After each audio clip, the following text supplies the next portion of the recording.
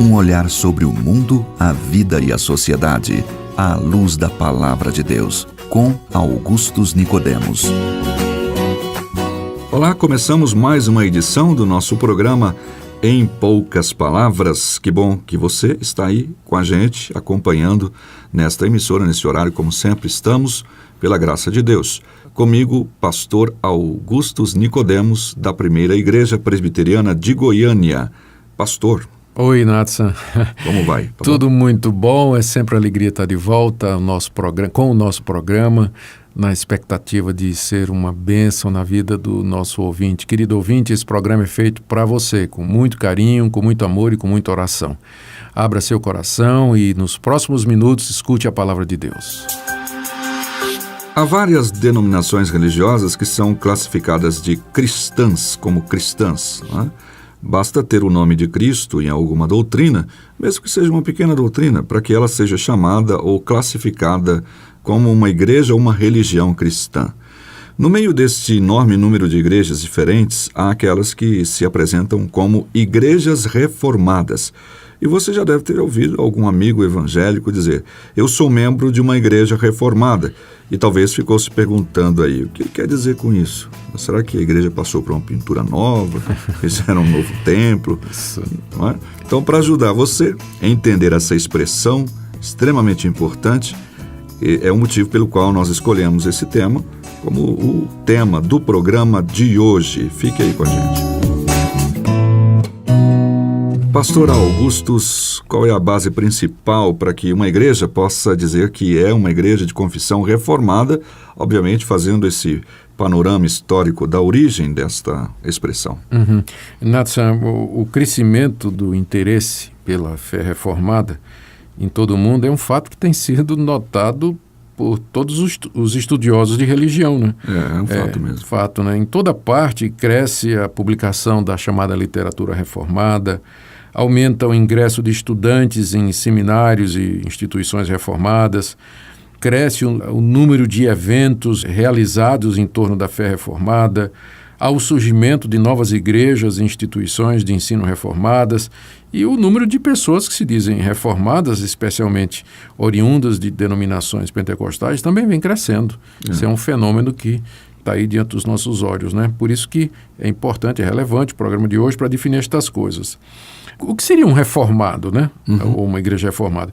Por reformado, eu entendo aquela pessoa que adere a uma das grandes confissões reformadas produzidas logo depois da Reforma Protestante do século XVI, que marca o início da chamada Reforma, com o convite do monge Martinho Lutero para a discussão de 95 pontos com os teólogos da Igreja Católica Romana da sua época.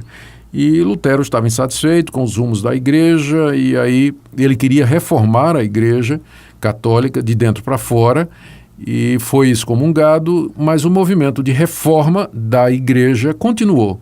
E depois de Lutero vieram Calvino, Melanchthon, Zwinglio e muitos outros chamados de reformadores que continuaram a obra de Martinho Lutero e de Calvino.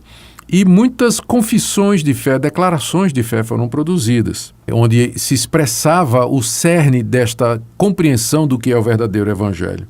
Além disso, para resumir esse pensamento da Reforma Protestante, se criaram os 5 grandes slogans da Reforma, que são muito conhecidos: a Sola Scriptura, Sola Gratia, Sola Fide, Solus Christus e Soli Deo Gloria. Então, cada um desses pontos refletia uma frente de combate ao catolicismo da época. Por exemplo, quando os reformadores disseram sola Escritura, somente a Escritura, eles estavam dizendo que somente a Bíblia deveria ser a base de fé e prática para a igreja, e não os pronunciamentos papais, os documentos dos magistérios e de concílios, mas a Bíblia e somente a Bíblia deveria ser a base da igreja. Quando eles diziam sola gratia, então estavam dizendo somente a salvação é somente pela graça de Deus, não é por obras, Quando diziam sola fides, eles estavam dizendo de que maneira essa salvação graciosa nos chega, que é somente através da fé, não é pela mediação da igreja e dos sacramentos na igreja. Quando dizia solus Christus, estava dizendo que somente Cristo é o nosso mediador. Maria não é medianeira, os santos não são medianeiras. E soli deu glória, que é o último sola, não é? Simplesmente quer dizer que toda glória é somente de Deus. Ele não divide sua glória com o homem, porque a salvação do começo ao fim é uma obra dele. Então, estas são ou foram características do movimento reformado no seu início. E aqui a gente podia acrescentar também aqueles chamados 5 pontos do calvinismo que vieram 150 anos depois da Reforma Protestante e que ficaram resumidos naquele acrônimo, né, TULIP, né, daquela famosa flor, e que são o depravação total, eleição incondicional, expiação limitada, graça irresistível e perseverança final. Então, esses eu diria que são os pontos centrais da teologia de uma igreja reformada. Uma igreja reformada é uma igreja que historicamente se associa com o movimento começado com Lutero e com Calvino, que adota uma dessas grandes confissões de fé, que abraça os 5 slogans, dos 5 solas, não é? E cuja soteriologia ou doutrina da salvação é em cima desses 5 pontos da chamada tulipa, né? Do tulip. Tem que lembrar também, Natsan, que a Reforma produziu movimentos associados aos seus líderes, né? Como, por exemplo, igrejas calvinistas, zwinglianas, luteranas. Estes líderes concordariam substancialmente entre si com relação aos solas e aos 5 pontos do chamado calvinismo, né? Embora divergissem em outros. Eu estou aqui me referindo aos luteranos, zwinglianos, calvinistas. Mas com o tempo, o nome reformado ele foi se associando mais e mais aos calvinistas, de maneira que, de forma genérica, Natsan, quando a gente usa reformado e calvinista, hoje nós estamos usando como se fossem similares. Tá certo? Embora historicamente o movimento de reforma é mais amplo do que o calvinismo. Você tem os luteranos, você tem os zwinglianos, você tem outras vertentes menores e que não tiveram tanto impacto. Mas com o passar do tempo, o termo reformado ficou mais colado dentro do nome de Calvino e dos seus seguidores. A gente pode dizer, no caso, resumindo os 5 slogans, os solas, ou seja, as igrejas reformadas, então, eles estão em torno única e basicamente da palavra pura de Deus. É essa a ideia. Esse é o ponto central da Reforma Protestante. Os demais fides, ou seja, todos eles têm que estar submissos à palavra de Deus. Exatamente, porque o ponto da Reforma Protestante foi que a igreja no século XVI, a igreja católica romana, ela estava infestada de práticas e doutrinas que não tinham fundamento na Bíblia. Ou seja, valeria qualquer coisa. Valeria qualquer coisa. De onde vinham essas doutrinas? Elas vinham do magistério católico, vinham da palavra do Papa, vinham da tradição. A Igreja Católica acreditava e acredita em revelação progressiva. Deus continua a se revelar e a trazer novas verdades à sua igreja através das épocas. Os reformadores disseram não, é só a Escritura, os livros do Antigo e do Novo Testamentos. Pronto, é dessa forma que Deus nos fala e é aqui que nós vamos ficar. Agora, era bom explicar, viu, Natsan, eu estou pensando aqui, era bom explicar que um grande número de igrejas que se dizem reformadas, elas já não creem de maneira ortodoxa com relação a essas doutrinas. Agora mesmo, o maior escândalo quando a Igreja Presbiteriana dos Estados Unidos, a PCUSA, ela aceitou o casamento homoafetivo. E isso deixou muita gente perturbada, não é? Porque se você crê em sola escritura, que é um dos slogans da reforma... Aí você vai ter que fazer uma opção. Nós vamos ter que fazer uma opção. Ou a gente vai aceitar o casamento homoafetivo, ou a gente vai aceitar a Bíblia como única regra de fé e prática. As duas coisas não dá para andar juntas, né? Não dá para andar juntas.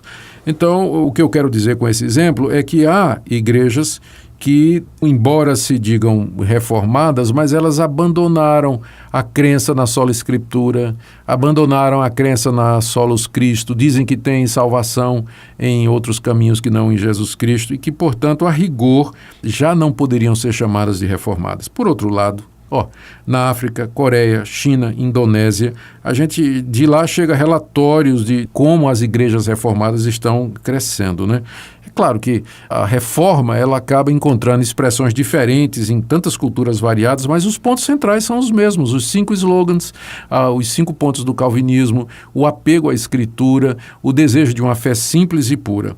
Agora, quando estou assim dizendo que esse é um movimento crescente, eu não estou dizendo que eles são muito numerosos, né, comparados, por exemplo, com os nossos irmãos pentecostais. O que eu quero dizer é que os relativamente poucos reformados, eles estão experimentando um crescimento que já chama a atenção de muitas denominações e que tem provocado até alerta da parte dos seus líderes, não é? Algumas denominações aqui no Brasil estão preocupadas com o crescimento dos reformados dentro das suas fileiras. Inclusive dentro dos próprios centros de ensino teológico de denominações historicamente pentecostais que usam os professores reformados para ensinar a Bíblia. O que é muito bom, não é? Porque pode haver essa cooperação. Aqui eu quero lembrar que um dos motores, né, desse ressurgimento do interesse pela fé reformada é o ministério de pastores reformados, como o John Piper, o R.C. Sproul, o J.C. Mahoney, Paul Washer, Tim Keller, Kevin DeYoung, John MacArthur e outros que têm material publicado e traduzido, tanto em livros quanto na internet, YouTube. E isso vem chamando a atenção de dezenas e dezenas de jovens de todas as igrejas que estão à procura de uma fé sólida, ancorada biblicamente, não é? Eu queria só, porque o nosso tempo está chegando ao final, que o senhor me respondesse a seguinte pergunta.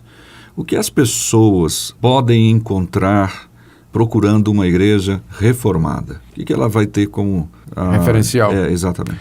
Eu creio que o que vai caracterizar uma igreja reformada, uma pessoa está procurando, quer saber se encontrou. Primeiro, a pregação ela é central no culto. A pregação é bíblica, ela é baseada na palavra de Deus.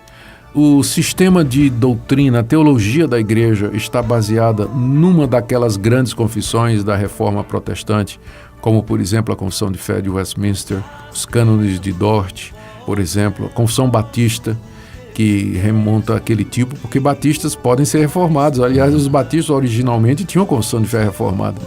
E a ênfase nos 5 pontos do calvinismo, no que diz respeito à salvação, né? Depravação total, eleição incondicional, enfim, todos aqueles pontos. E um culto simples, centrado na palavra de Deus, onde Deus é o centro, que não é diversão, não visa entreter as pessoas, mas edificar as pessoas. Então, estes são sinais de que a pessoa encontrou uma igreja reformada. E ela pode ficar segura de que ela está tendo ali uma seriedade para com a palavra de Deus no ensinamento. Porque é só isso que interessa. Exatamente. Bem, nós ficamos então com esse assunto por enquanto, por aqui. Vamos ouvir uma música e daqui a pouquinho a gente volta.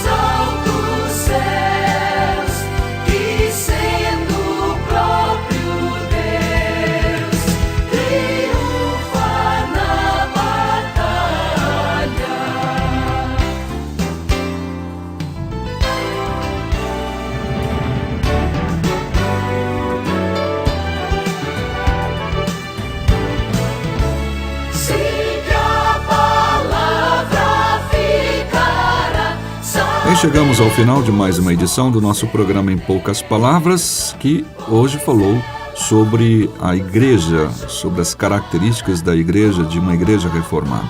Por falar nisso, você deve visitar a Igreja Presbiteriana, primeira Igreja Presbiteriana de Goiânia, que é uma igreja de confissão reformada, como é a Igreja Presbiteriana do Brasil.